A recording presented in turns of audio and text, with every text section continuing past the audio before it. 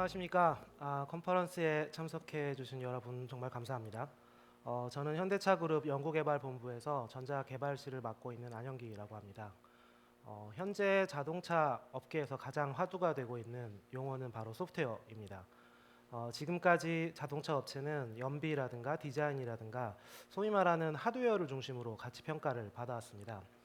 하지만 현재 자동차 산업의 제품과 그리고 비즈니스 가치가 점차 소프트웨어 중심으로 전환이 되고 있음을 여러분도 잘 아실 거라고 믿습니다. 향후 자동차는 하드웨어에 최적화되고 확장이 가능한 소프트웨어를 개발해서 제공함으로써 고객에게 의미가 있고 가치가 있는 경험을 제공하는 형태로 전환이 될 것입니다. 여러분도 아시다시피 과거부터 그 어떤 미래의 자동차를 뜻하는 어떤 트렌디한 용어들이 있어 왔습니다. 뭐 스마트카라고도 불리웠었고 커넥티드카라고도 불리웠었고 뭐 한때는 메카라고도 불리웠었는데요. 현재는 그 SDV라고 하는 것이 그 자리를 차지하고 있는 것 같습니다. 그렇지만 근본적으로 지향하는 바는 저는 유사하다고 생각을 합니다. 현대차 그룹도 SDV 시대를 선도하기 위해서 그동안 많은 준비를 해왔습니다. 그 부분을 말씀드리도록 하겠습니다.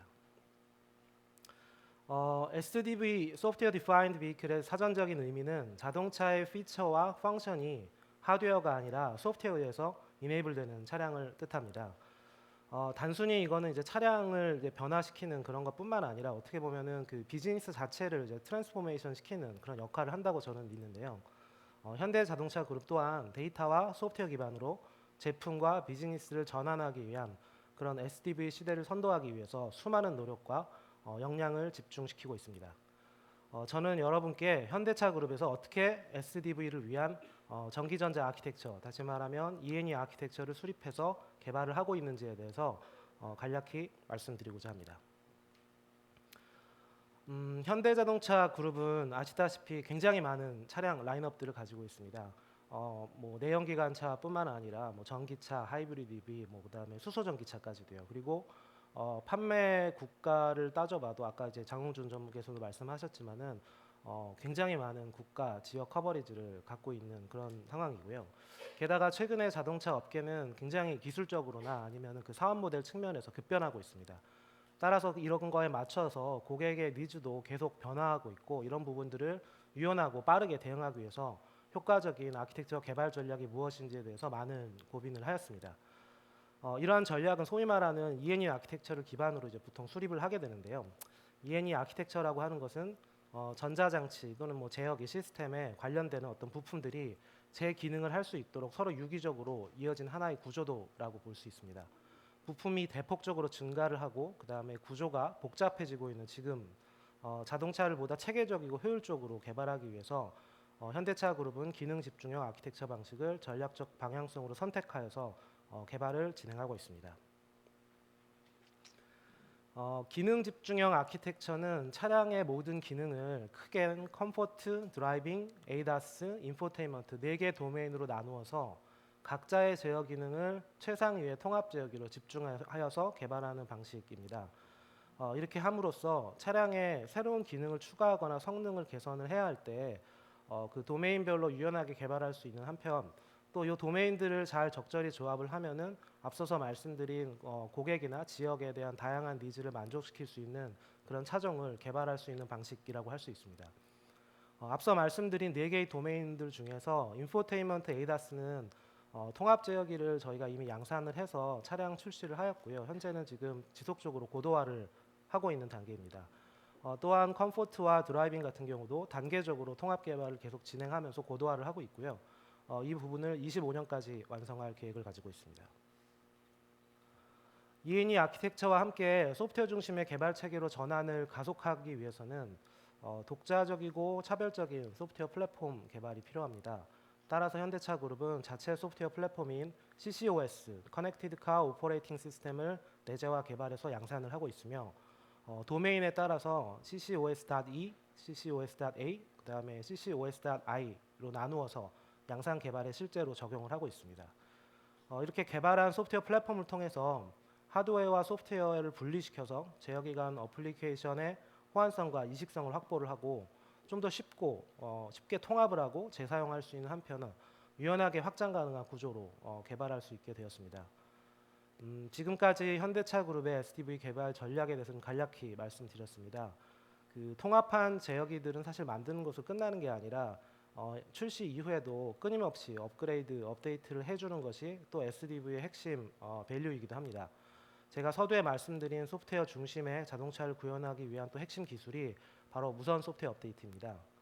GV60에 최초로 적용된 제어기에 대한 무선 소프트웨어 업데이트를 통해서 차량의 기능을 현재 업데이트하고 있고 대표적인 예로 올해 3월에 이제 디지털 키 2라고 해서 스마트폰을 자동차의 키로서 사용할 수 있는 그런 기술을 GV60 그다음에 G90에 순차적으로 이제 고객 대상으로 무선 소프트웨어 업데이트를 통해서 해당 기능을 제공한 바가 있습니다.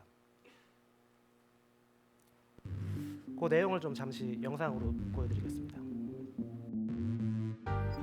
GV60 continues to update, even when you're taking time off. Over the air.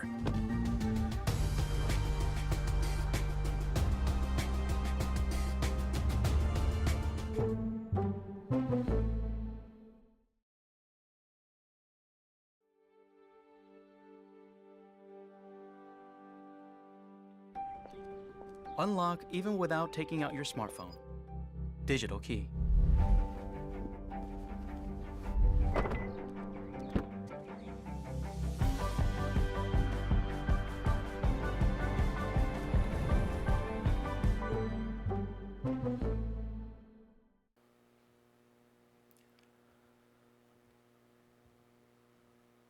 네, 지금 이제 보신 첫 번째가 이제 OTA 업데이트에 대한 영상이었고요. OTA 업데이트에 대한 어떤 기본적인 기술은 제가 볼 때는 일종의 뭐 인프라 또는 백본이라고 생각을 합니다. 그래서 그게 이제 어떤 향후에 나온 어떤 제어기가 됐건 간에 저희가 표준화된 방식으로 소프트웨어를 개발을 하고 그것들을 무선망을 통해 가지고 배포를 하면 고객 입장에서는 그것들이 적절히 알림을 받고 그다음에 필요한 때 원하는 때에 업데이트를 안전하게 가능하도록 하는 그런 기술을 이제 개발을 해서 GV60에 이제 최초로 양산을 했고요. 이후에 이제 순차적으로 이제 다른 차종에도 확대를 하고 있습니다. 디지털 키 2 같은 경우는 뭐 소프트웨어적으로도 당연히 이제 뭐 많은 여러 가지 고려가 돼서 개발이 되었지만은 기본적으로는 이제 하드웨어가 그 GV60에 처음 기본적으로 적용이 되어 있었기 때문에 사실 소프트웨어로 기술 개발이 가능했습니다. 뭐 좀 더 구체적으로는 저 BLE UWB라고 하는 이제 무선 통신 기술이 최초로 이제 적용이 되었는데요. 그 관련된 이제 RF 트랜시버 하드웨어들을 미리 선반영을 해놓고 그와 관련해서 여러 가지 스마트폰 업체들과 이제 협력을 해서 개발을 했기 때문에 무선 OTA 업데이트를 통해 가지고 양산 후에 해당하는 기능을 이제 최초로 제공을 할 수 있었습니다. 현대차 그룹은 2025년까지 전 차종 전 제어기 적용과 더불어 글로벌 적용 지역 확대를 OTA의 그 무선 소프트웨어 업데이트의 기본 방향으로 삼고 있습니다. 차량의 기능을 끊임없이 업데이트, 업그레이드 함으로써 시간이 지날수록 더욱 안전하고 똑똑한 차량이 될 것이고요. 그리고 최신화된 이런 차량들을 가지고 있으면 당연히 이제 차량의 잔존 가치가 극대화될 것입니다. 또한 기능 업데이트는 무선으로 되기 때문에 고객 입장에서는 서비스 센터를 따로 방문하지 않아도 뭐 원하는 시간, 원하는 장소에서 이런 서비스를 무선 소프트웨어 업데이트 서비스를 제공받을 수 있게 됩니다. 이러한 현대차 그룹의 노력과 열정이 이제 뭐 하드웨어뿐만 아니라 소프트웨어 역량의 발전으로 이어지고 있고 여러 가지 대내외 수상 결과로 증명이 되고 있습니다. 뭐 현대 아이오닉 5는 2022년 세계 올해의 자동차에 선정이 되었고요. 기아 EV6는 2022년 유럽 올해의 차를 수상하는 그런 쾌거를 이루었습니다.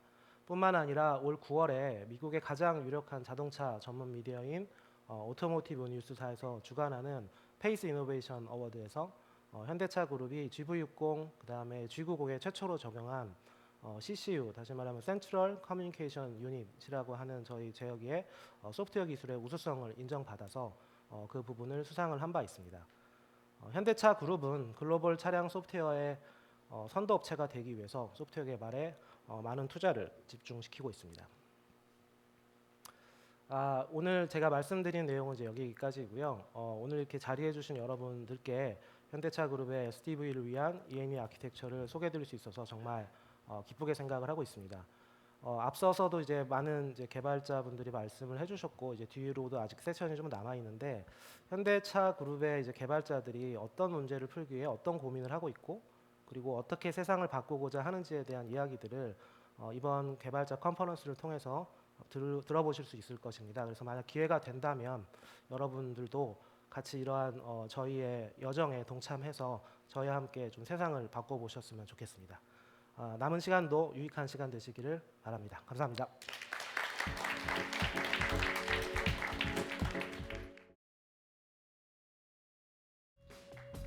반갑습니다. 저는 차량 시스템 무선 소프트웨어 업데이트 기술을 담당하고 있는 정혁상 책임연구원입니다. 저는 오늘 두 가지에 대해서 말씀을 드리려고 합니다. 첫 번째로는 저희가 이 시스템을 개발함에 있어 어떤 고민을 했고 그 고민을 어떻게 해결했는지에 대해서 말씀드리고, 두 번째는 SDV 시대에서 여러 요구사항들을 유연하게 대응하기 위해 저희는 어떻게 준비하고 있는지 말씀드리겠습니다. 그럼 먼저 저희 시스템 아키텍처부터 소개해드리겠습니다. 소프트웨어 업데이트 과정은 생성, 배포, 설치의 과정으로 구성되어 있습니다. 먼저 제어기 협력사에서 신규 바이너리가 생성이 되면 이를 리프로그래밍하기 위한 리프로그래밍 컨피그 파일을 생성하고 이를 소프트웨어 패키지 형식으로 만든 다음에 저희 회사 소프트웨어 업데이트 매니지먼트 시스템인 썸스에 등록하게 됩니다. 썸스에서는 여러 제어기의 소프트웨어 패키지를 차량 시스템 단위로 패키징해서 소프트웨어 릴리즈 형태로 배포하게 되는데요.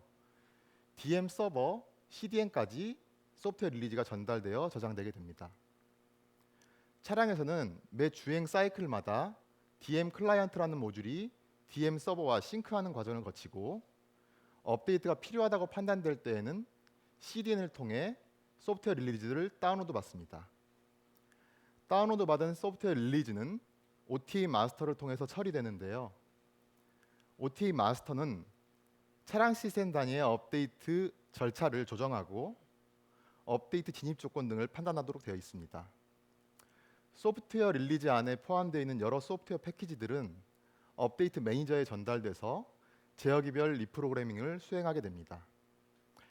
제가 여기서 강조드리고 싶은 부분은 차량 시스템 단위의 제어는 OTA 마스터에서 수행되고 제어기별 리프로그래밍은 업데이트 매니저에서 수행된다는 점입니다. 이 부분을 발표 끝까지 기억해 주시면 감사하겠습니다. 그럼 이제 저희가 어떤 고민을 했고 그것을 어떻게 극복해 나갔는지를 소개해 드리겠습니다. 첫 번째 고민은 너무 제어기가 많았다는 것이었습니다. 짧은 개발 기간 동안 모든 제어기, 다양한 방식의 제어기들을 동일한 절차로 업데이트하는 것이 가능할까, 그리고 그것이 합리적일까 생각했을 때 의문이 들었습니다. 그래서 저희는 통신 방식을 UDS 진단 통신으로 일원화하되 제어기별로 업데이트 절차를 설정 가능하도록 허용했습니다. 이를 위해 HOTA 스튜디오라는 것을 개발했는데요. 협력사에서는 HOTA 스튜디오를 통해서 제어기의 리프로그래밍 시퀀스를 설정하고 단품 테스트를 수행한 후에 썸스에 등록하게 됩니다. 이때 진단 통신 절차라든지 세퍼레이트 타임, 블럭 사이즈 등을 설정할 수 있습니다.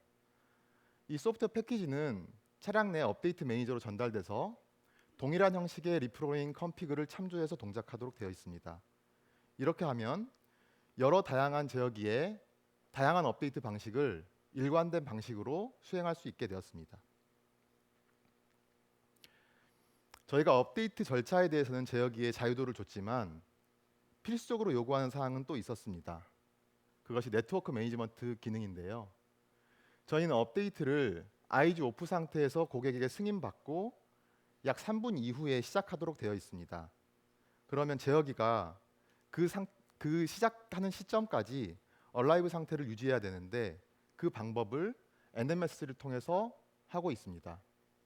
업데이트가 시작되고 나면 업데이트 성능을 위해서 일반 메시지와 NMS까지 포함해서 송수신을 금지하고 있기 때문에 진단 메시지로만 얼라이브를 유지하고 있습니다. 저희가 했던 두 번째 고민은 어떻게 하면 차량을 안전하게 업데이트할까였습니다.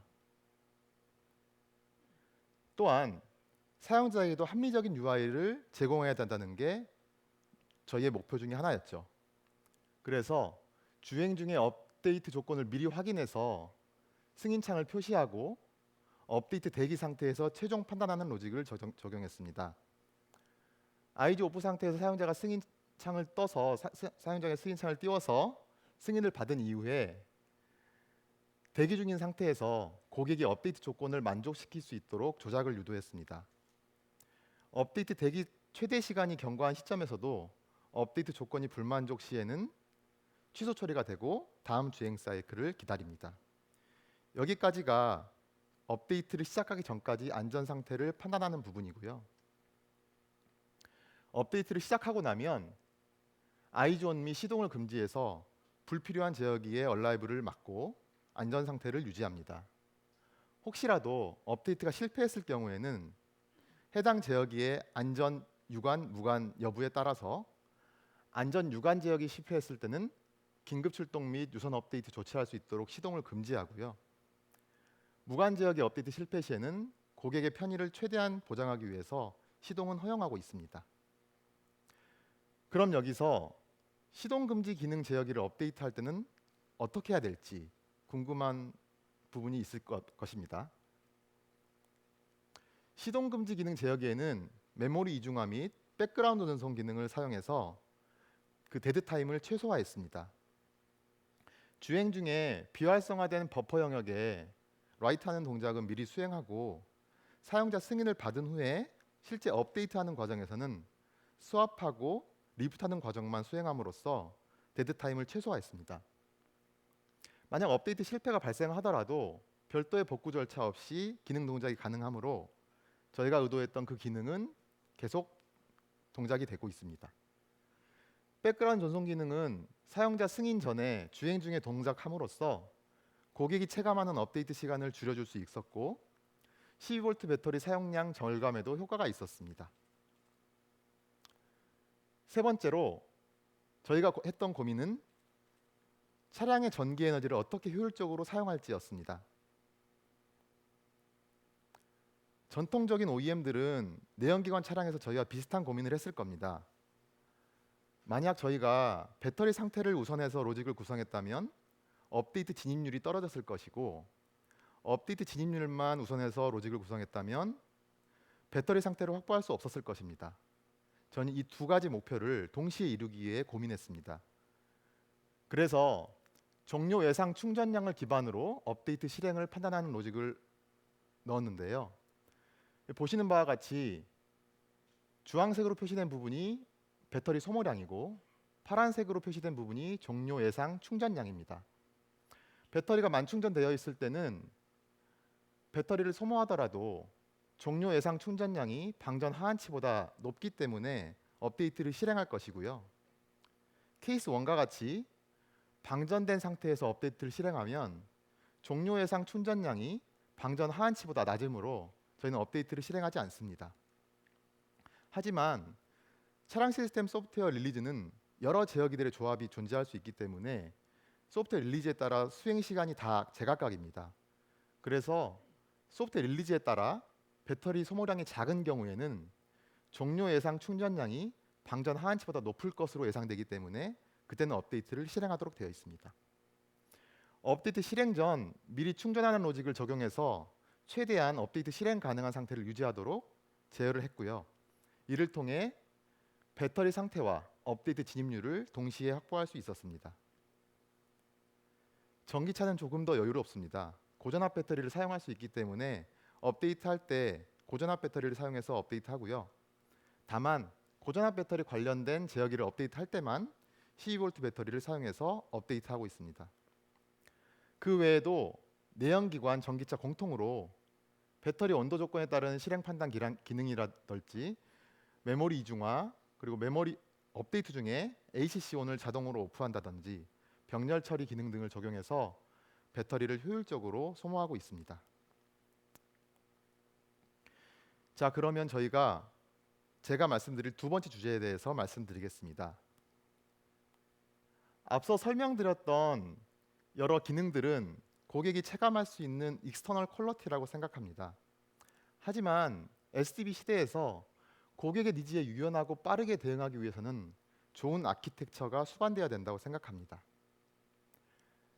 고객의 요구사항은 어느 차량 서브 시스템에 적용이 될 것이고 그것은 개발자에게까지 영향을 줄 텐데요. 저희 OTA 업데이트 기능도 그 서브 시스템 중에 하나이고 앞서 상무님께서 설명 주셨듯이 전기전자 아키텍처에서 기능 집중형 아키텍처를 선택한 점, 그리고 업데이트 시스템 아키텍처에서 OTA 마스터와 업데이트 매니저가 모듈화된 디자인을 가지고 인터페이싱하고 있다는 점은 고객의 니즈에 유연하고 빠르게 대응하기 위한 동일한 목적을 가지고 있다는 점에서 그 방향이 같습니다. 인터널 퀄리티는 눈에 잘 보이지 않습니다. 시간이 지남에 따라 기능을 추가할 때마다 그 중요성이 느껴질 텐데요. 이를 간단한 사례를 통해 한번 설명해 보고자 합니다. 저희가 최근에 유선 업데이트 성능 개선을 했었는데요. 기존의 업데이트 방식은 진단기와 제어기가 1:1 통신 방식으로 이루어져 있기 때문에 아무리 진단기와 차량이 이더넷으로 연결되어 있다 할지라도 차량 내 네트워크인 캔에서 속도에 한계가 있었습니다. 이를 위해 소프트웨어 릴리즈를 CCU의 OTA 마스터 모듈에 주입하고 저희가 개발했던 무선 업데이트의 차량 단 병렬 처리 로직을 재사용했고요. 유선 업데이트의 업데이트 조건 처리와 진단기의 진행 상황 송신을 위해 OTA 마스터를 일부 수정함으로써 유연하게 대응했습니다.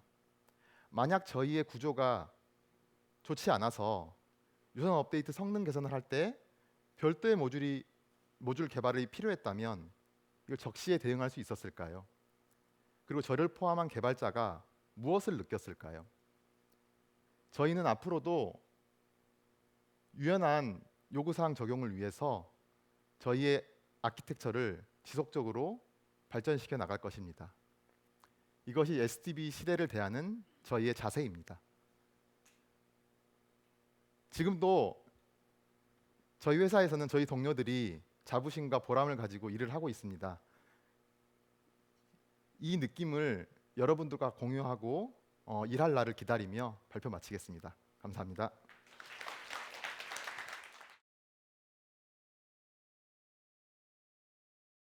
두 분께서는 이제 발표를 하셔서 다 아실 것 같은데 우리 김학준 연구원님 간략하게 좀 소개를 해주시면 좋을 것 같은데요. 네, 안녕하세요. 전자네트워크 개발팀 김학준 연구원입니다. 네, 저는 이제 주니어 때 이 OTA라는 거대한 시스템에서 양생 개발에 참여했던 이제 경험들을 같이 공유하면서 이제 지금 학생분들 포함한 이제 주니어 개발자분들 많으실 것 같은데 같이 좀 질문하면서 재밌게 풀어나갔으면 좋겠습니다. 네, 안녕하세요. 네, 감사합니다. 많은 질문 해주시면 이제 좋은 답변이 많이 나올 것 같습니다. 그럼 먼저 현장에서 질문을 받아보도록 할게요. 네, 가장 먼저 손을 들어주신 우리 세 번째 분단에 손을 좀 높이 들어주시겠어요? 네, 가운데 분께 마이크 전달 드리도록 하겠습니다. Q&A 시간이 저희가 시간이 계속 조금씩 지연이 되고 있습니다. 질문은 한 분당 하나씩 좀 간결하게 부탁드리겠습니다. 네, 지금 그 현대기아차들은 고급형과 표준형 간의 이원화 시스템을 갖고 있는데 CCOS에서도 이렇게 고급형 표준 간의 차별화를 어떻게 가져가실지 하고 간단하게 업데이트 데이터는 무결성 확보를 위해서 그러니까 업데이트 데이터를 받을 때 무결성 확보를 위해 어떤 대책을 세우고 있는지 궁금합니다. 일단 첫 번째는 제가 좀 답변 드리고 두 번째는 예. 고급형 표준형을 갖고 가고 있습니다. 아까 말씀드린 저희가 도메인 아키텍처, 도메인 집중형 아키텍처를 선택한 사실은 이유이기도 한데요. 표준형이라고 하는 것과 고급형이라는 건 저희 이제 내부 사실은 구분이고요. 결국은 프리미엄 인포테인먼트 시스템이냐 아니면은 약간 그 볼륨을 내기 위한 인포테인먼트 시스템이냐의 차이입니다. 그래서 아까 장훈준 전문께서도 비슷한 말씀하신 것 같은데 에이다스 제어기와 인포테인먼트 제어기가 만약에 통합이 되면은 그 어떤 ACL 등급이 서로 다르기 때문에 효과적이지 않다 이런 말씀하셨는데 마찬가지로 인포테인먼트가 하나의 도메인으로 유지가 되고 있기 때문에 그 특정한 차가 전기차일 때 동일한 이제 전기차 내연기관 전기차를 위한 어떤 구동 아키텍처의 위에 인포테인먼트는 뭐 고급형을 넣든가 아니면 표준형을 넣든가 이렇게 좀 구별해 가지고 지역 차종 차별화들을 좀 할 수 있게 그렇게 구성이 되어 있는 상태이고요.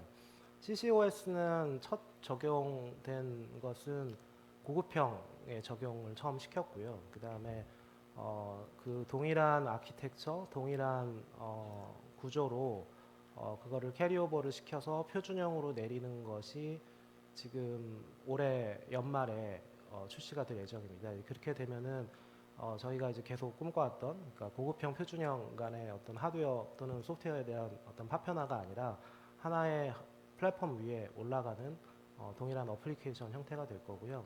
그 다음에 그 보통 AVNT라고 하는 거는 그 도메인 집중형 제어기입니다. 거기에는 이제 소프트웨어적으로는 뭐 많은 것이 들어갈 수 있겠지만은 아까 이제 차별화를 어떻게 할 거냐라고 여쭤본다면 그 밑에 하위 단에는 여러 가지 그 하위 부품들이 붙습니다. 예를 들면은 화면 디스플레이를 뭐 대형 디스플레이 쓴다든가 아니면은 소형 디스플레이 쓴다든가 아니면 사운드 시스템을 굉장히 고급형을 쓴다든가 뭐 아니면은 뭐 어떤 기본형을 쓴다라든가 뭐 이런 식으로 해가지고 그 다음에 헤드업 디스플레이 같은 경우도 인치수가 훨씬 더 높고 그 다음에 해상도가 높은 고급형 헤드업 디스플레이를 쓴다든가 뭐 아니라든가 이런 것들이 집중형 로직 자체는 AVNT에 집중화가 되지만 그 뒤에 들어가는 하위 부품들을 어떤 식으로 구성하느냐에 따라서 다양한 조합들과 다양한 가격대를 만들어낼 수 있고요. 그거를 통해서 특정한 차종에 그 특정한 고객들이 그 차종에 기대하는 또는 원하는 그런 어떤 그 가격과 성능들을 맞출 수 있도록 그렇게 유연성을 가져가고 있습니다. 네, 두 번째 질문에 예. 대한 답변 부탁드리겠습니다. 예, 무결성 체크에 대해서 질문을 해주셨는데요. 저희는 두 단계로 무결성 체크를 합니다. 서버에서 차량으로 다운로드를 받고 난 이후에 그 CCU라는 관리 제어기에서 무결성 체크를 한번 하고요. 소프트웨어 패키지를 전달하면 그 소프트웨어 패키지 내에 있던 바이너리에 대한 무결성 체크는 시큐어 플래시 2.0이라는 저희 제어기의 보안 사양에 의해서 무결성 체크를 한 번 더 하고 있습니다. 두 번 하도록 되어 있습니다. 답변 감사합니다. 자, 다음 질문 받아보도록 하겠습니다. 네, 여기 네 번째 테이블에 여성분께 마이크 전달해 주시면 감사하겠습니다. OTA에서요 시동 금지 기능 같은 경우에는 메모리 이중화를 통해 가지고 단순히 온오프 할 때 그 업데이트가 되게 되는데 그런데 다른 안전 보안 기능 같은 경우에는 이그니션 오프 상태일 때 업데이트가 되잖아요.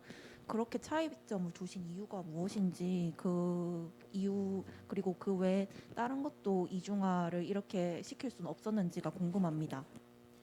예, 업데이트는 무조건 오프에서 합니다. 조금 잘못 이해하신 것 같고요. 모든 제어기는 다 오프 상태에서 하고요. 두 번째 질문이 뭐였죠?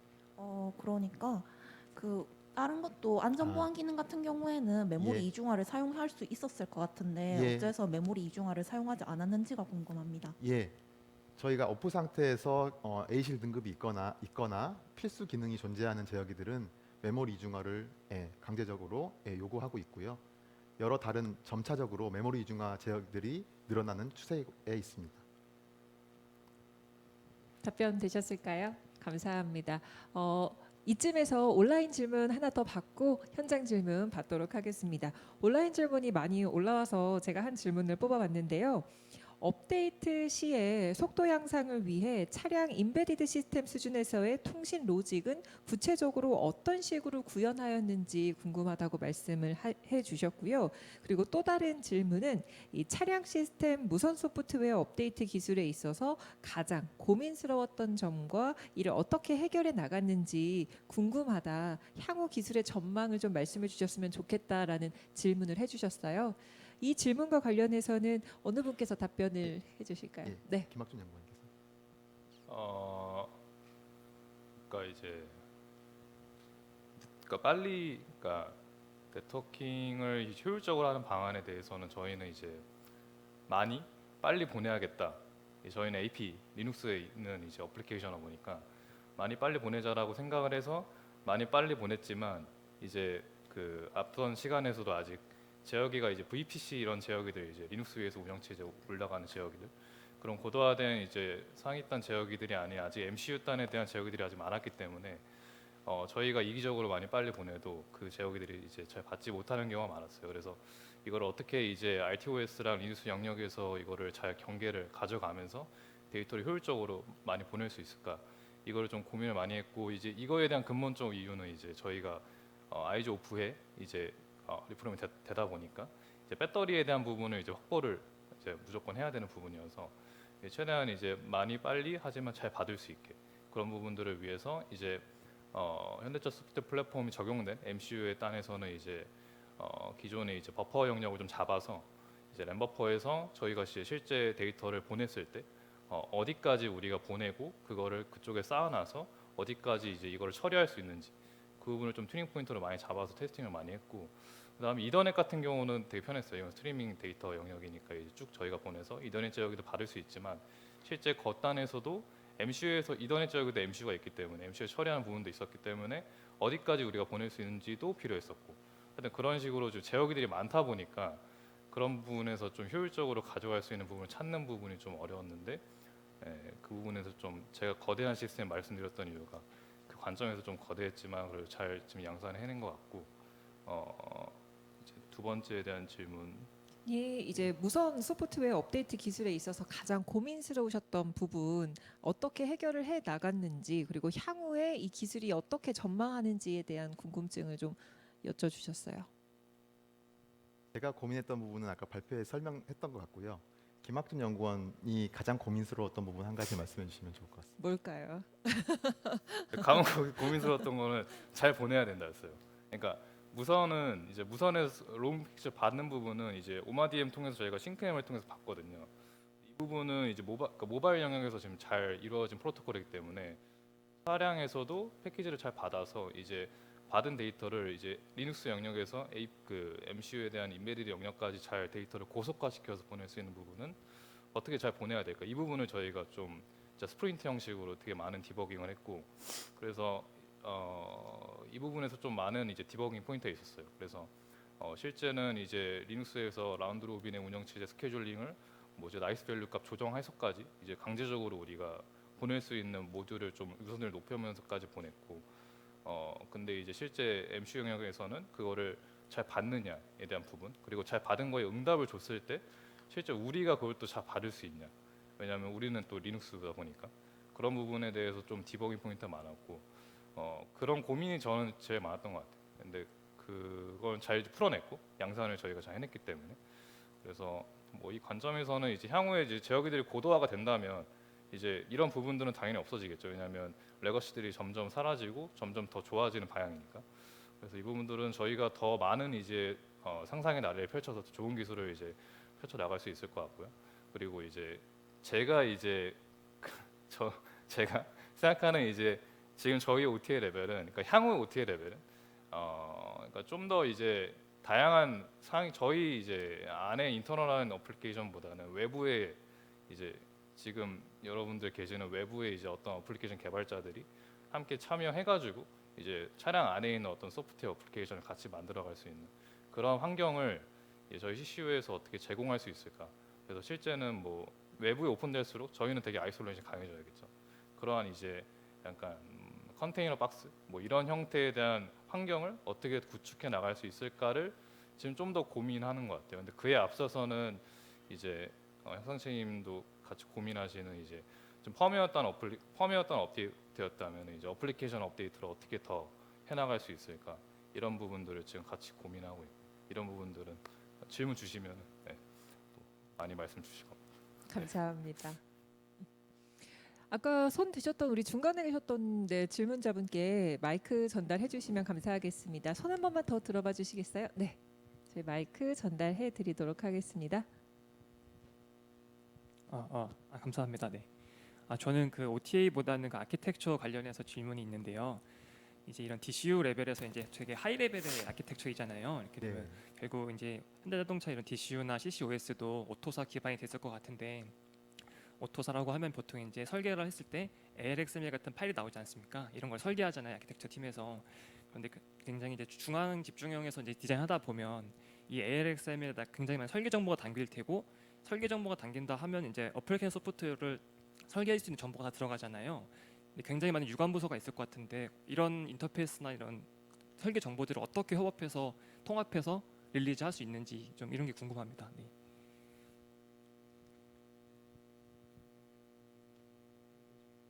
네, 이 질문과 관련해서는 상무님께서 예. 답변해 주십시오. 일단 맞습니다. 그렇고요. 실제로 과거에는 하나의 제어기에서 한두 가지 펑션이 그냥 알아서 그냥 혼자서 개발되고 검증되면은 그 양산이 됐었었는데 이제 점점 그런 어떤 특정한 한 개 지역에 하나의 펑션을 하는 것들이 없어지고 그런 것들이 이제 통합이 되다 보니까 그래서 사실 어떻게 보면은 아까 이제 제어기 통합이라고 하는 게 이제 물리적인 통합도 있지만 그 로직적인 집중화를 지금 지향을 계속 하고 있습니다. 그래서 예를 들면은 컴포트 존이라고 하면은 과거 뭐 저희 기준으로는 이제 전자랑 바디 도메인이라고 표현을 하고 외부에서는 그냥 바디 도메인이라고 일반적으로 일컫는데요. 거기에 있는 제어기들의 각각의 로직들을 기능 단위로 이제 저희가 재구조화를 했습니다. 그래서 그 인풋을 무언가를 받고 그 다음에 무언가 부하를 구동하기 위한 이제 구동부가 있다고 치면은 그 인풋에 따라서 얘를 어떤 판단과 어떤 로직으로 처리를 해야 된다라고 하는 걸 저희 내부적인 로직이라고 부르는데 그 로직들을 각각 그러니까 인풋, 로직, 아웃풋으로 분리를 해내고 그 로직들 중에서 실시간으로 바로바로 처리가 돼야 되는 세이프티 관련된 펑션은 그 말단에 해당하는 제어기에 남겨두지만 나머지 판단에 해당하는 로직들을 상위 제어기로 다 이제 몰고 있습니다. 그렇게 되면은 이제 협조 제어라고 하는 거는 결국은 그 안에서 같은 도메인 안에서는 사실은 다 그 집중형 DCU라고 하는 곳에 다 들어가 있는 거고요. 근데 협조 제어라고 하는 거는 다른 도메인 간의 협조 제어인데 그 협조 제어 또한 과거에는 뭐 예를 들면은 뭐 컴포트 존에 있는 뭐 서너 개의 제어기들이 각자 협조 제어를 했었다면은 지금처럼 재구조화됐고 집중화가 되어 있는 상태에서는 컴포트 존의 도메인 컨트롤 유닛과만 통신을 하면 그러면 그게 이제 뭐 ADAS가 됐건 인포테인먼트가 됐건 뭐 예를 들면 어떤 조건이 만족됐을 때 고객한테 뭐 음성을 통해 가지고 인풋을 받아 가지고 조명과 뭐 온도와 뭐를 어떻게 맞추자라는 기능을 만들자고 했을 때 과거 같으면은 굉장히 많은 제어기들이 복합적인 제어를 했어야 됐지만 지금은 그 로직들이 다 그 컴포트 존의 도메인 DCU 안에 들어 있습니다. 그러니까 인포테인먼트는 그 컴포트 존 DCU로 요청을 하면 되고 컴포트 존 DCU에서 그걸 어플리케이션으로 기능을 기존에 있었던 기능들을 묶어 가지고 이제 조합을 하면 되니까 이제 그런 식으로 이제 풀어 나가려고 하고 있습니다. 레거시로 접근을 하면은 사실은 답이 없는 상태이고요. 답변이 되셨는지요? 네, 감사합니다. 네. 네. 감사합니다. 혹시 또 다른 질문 있으실까요? 네, 여기 앞에 계신 분께 마이크 전달해 주시면 감사하겠습니다. 네, 네 번째 테이블에 손한 질문 부탁드립니다. 네, 그 소프트웨어 디파인드 비어클로 나아가면서 어떻게 보면 커넥티비티가 되게 많이 향상이 되고 있는데요. 보안, 악성 침투 그런 것과 관련해서 안전 장치나 그런 것들 고민하고 계신 게 있는지 그런 방향으로 어떻게 생각하시는지 궁금합니다. 네, 제가 말씀드리겠습니다. 예, 맞습니다. 그 차량 보안, 특히 사이버 시큐리티는 굉장히 중요하고요. 그리고 저희 내부적으로 그래서 전문 조직을 구성을 해서 오래전부터 해당하는 기술을 이제 연구를 해오고 있습니다. 자동차라고 하는 거는 사실 보안이라고 하는 거는 뭐 특성상 완벽한 보안이라는 건 사실 있을 수가 없거든요. 그리고 항상 어떤 방패를 만들면 또 누군가는 칼을 만들어서 그 방패를 뚫고 그러면 그 뚫은 거를 다시 보수한 다음에 다시 새로운 방패를 만들고 이런 과정의 연속이라고 생각을 하고 그 다음에 저희가 뭔가 아트를 하는 게 아니다 보니까 저희는 뭐 사이언스도 아니고 엔지니어링도 결국은 프로덕트로 판매 가능한 프로덕트를 만드는 게 목표다 보니까 보안 또한 마찬가지로 궁극의 보안은 사실은 아무것도 안 하는 것이 않습니까? 근데 그렇게 할 수는 없고 그 다음에 최고의 보안 기술을 넣기 위해서는 또 그만큼의 코스트를 고객한테 이제 받아야만 하기 때문에 그 절충을 찾으려고 항상 노력을 하고 있고요. 그래서 내부적으로는 보안 체계를 좀 갖춘 게 결국은 어떤 침입 경로라는 관점에서 볼 때 그 침입 경로가 자동차 안에 무언가 외부의 접점에 해당하는 부분으로부터 들어온다라고 치면 그런 것들이 차 안에 들어온다 하더라도 단계와 단계를 거치면서 그것들을 보안 기술과 A 보안 기술과 B 보안 기술과 C 보안 기술로 마감해가지고 결국 우리가 가장 지키고자 하는 것들은 지킬 수 있도록, 그래서 고객의 안전과 그런 것들을 좀 보장할 수 있는 그런 보안 체계를 갖추고 각각의 체계 안에서 새로운 기술들을 계속 탐구하면서 그것들이 저희가 이제 어떻게 보면은 양산 가능한, 고객한테 제공 가능한 수준의 코스트와 그다음에 기술 니즈 이런 것들을 좀 보면서 시점들을 잡고 그렇게 계속 연구 개발하는 조직을 가지고 있습니다. 예, 매우 중요한 문제이고 저희 심각하게 생각하고 있으면서 앞으로 계속 저희가 발전시켜 나가야 되는 그런 분야라고 생각하고 있습니다. 네, 감사합니다. 네, 좋은 질문 주셔서 감사드립니다. 시간 관계상 마지막 한 질문만 더 받아보도록 하겠습니다. 네, 손을 조금만 높이 들어봐 주시겠어요? 오른쪽에 계신 분께 마이크 전달해 주시면 감사하겠습니다. 네, 좋은 말씀 감사드리고요. 저는 좀 이제 SDB 관련돼 가지고 전략에 대해서 좀 문의드리고 싶은 게 있습니다. 일단 지금 이제 오늘 주제들이 전부 다 이제 SDB 관련된 부분인데 궁극적으로는 EMES와 같은 차량 플랫폼, 그리고 그 위에 올라가는 CCOS와 같은 이제 소프트웨어 플랫폼, 그리고 마지막으로 이제 피처 펑션들에 대해서 이제 각각 다 디커플링 시키는 게 이제 궁극적인 목표라고 이제 제가 감히 짐작을 해봤는데요. 다만 이제 요 안에서 CCOS 관련돼 가지고 아까 이제 상무님도 말씀해주신 파편화 관련돼서 혹시 이제 현대 쪽에서는 전략적으로 이제 어떻게 요 파편화를 하나의 이제 베리언트가 많아진다라는 거는 결국은 이거를 개발하고 유지 보수하기 위한 이제 조직이 커질 수밖에 없다라는 것을 의미하는 거니까요. 궁극적으로는 하나로 통합할 거라고 이제 제가 좀 짐작을 해봤는데 이런 계획이 있으신지 있다라면 구체적으로 좀 어떤 식으로 접근을 하실 건지에 대해서 문의를 드려봅니다. 예, 그 하나로 통합의 의미는 제어기를 말씀하시는 건가요? 아니면 조직적인 의미이신 건가요? 네, 소프트웨어 플랫폼. 소프트웨어 플랫폼을요. 예. 사실 그 자동차는 생각보다 굉장히 복잡한 시스템이고요. 뭐 예를 들면은 제가 그냥 개념적으로 설명드리면 뭐 피처폰 스마트폰이 한 60, 70개가 들어있다라고 보시면 될 것 같아요. 그런 상태이다 보니까 과거에 이제 피처폰에다가 iOS를 집어넣을 수 없듯이 반대로 아이폰에다가 뭐 자바 무슨 뭐 미들웨어를 올리는 거가 부적절하듯이 이제 각각의 용도에 맞는 어떤 OS 미들웨어가 있다고 생각을 하고요. OS 미들웨어는 결국은 목적 자체는 어플리케이션 소프트웨어랑 하드웨어를 이제 디커플링 시키는 게 목표인 건데 문제는 하드웨어에 대한 베리에이션들이 상당히 많습니다. 여전히 뭐 고성능 뭐 위에 있는 이제 도메인 집중형 제어기는 뭐 ADAS나 아니면 아까 VPC나 그다음에 뭐 인포테인먼트나 물론 AP 기반으로 많이 쓰고 있지만 여전히 하위단에 있는 제어기들은 MCU 기반일 수밖에 없고요. 뭐 MCU 당연하겠지만 MCU에다가 뭐 리눅스를 돌릴 수는 없는 거니까요. 그래서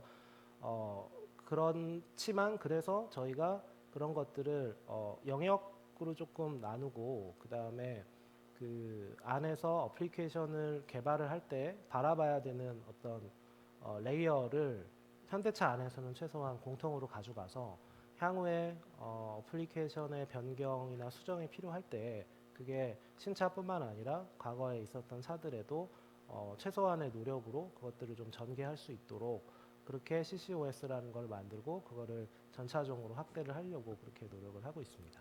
혹시 답변이 되셨을까요? 네, 상세한 답변 감사드리겠습니다.